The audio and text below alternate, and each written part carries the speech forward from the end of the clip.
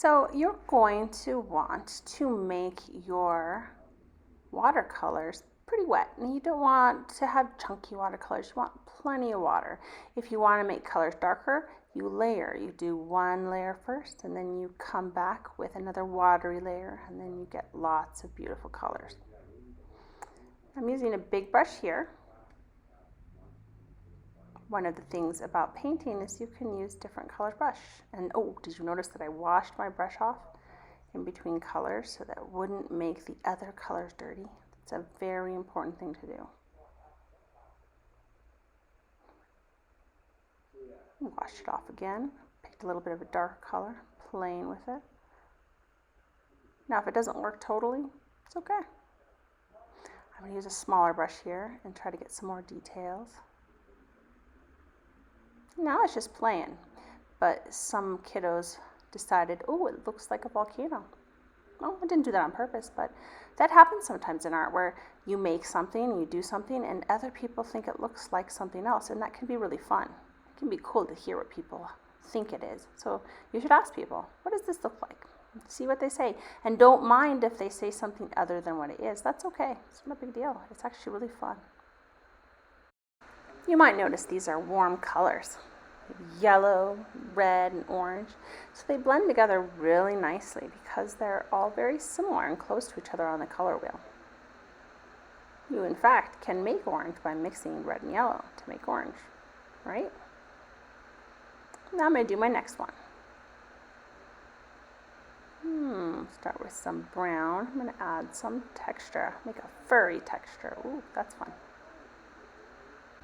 Now, pay attention to the way I'm using the brush. So I'm doing all of these lines in different directions, but even so, I always bring the brush in one direction. I'm not smushing the brush forward or flattening it out and smushing it. I'm very gently kind of pulling the bristles back towards me. This will make your brushes last a lot longer and it gives you a lot more control. So it's super fun. It's a good way to do it. Notice I wash the brush off between each color I use.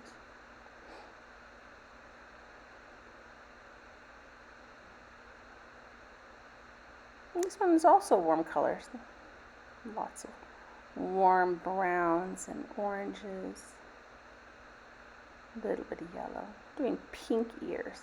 I put it on the part of the tray where I can add even more water so I can make it really a light pink, because if I do it straight out of there, it's going to be a darker pink, and I want it to be lighter. So you can control the colors and how light and dark they are if you mix on the palette part of the watercolors. You just have to wash it off when you're done.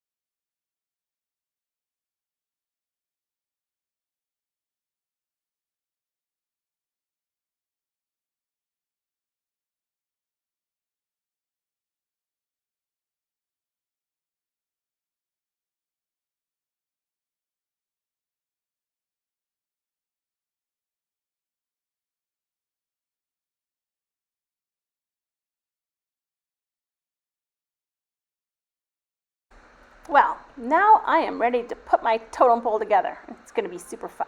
And there's lots of different ways you can do it. You can do it the way I do it, or you can do it in your own way. So first you poke through the hole, and then you can pull it up and twist it to make it stay in place. Now I can put my totem pole together in whatever order tells the story I want to tell the best. I can include beads. I can use more than one pipe cleaner. I don't necessarily have to make it in the same shape as Miss Link at all. Just experiment and play and see what is the most interesting and fun for me to do. And what if it doesn't work? Well, not a big deal. The process of experimenting means that sometimes things won't work, and that's okay. You just have to figure out what is working and maybe how you can do something that you want to do that maybe Miss Link isn't doing, so you have to experiment to figure it out. And that can be super fun. It can be frustrating, but you basically just have to be super nice to yourself and forgive yourself and say, oh, I made a mistake. It's okay. No biggie. I'm going to try it again, or maybe try something different. I'm going to maybe see what people are doing to get some ideas, or think about it a little bit and try to think about what can I do differently, and tag yourself, tell yourself what you did so well, ask yourself questions. What do I want to do? How did I do that? What do I want to try next? And maybe give yourself some suggestions. I think I could do this or that, and it's going to be super fun if I try to do this. You know, it's basically just about playing.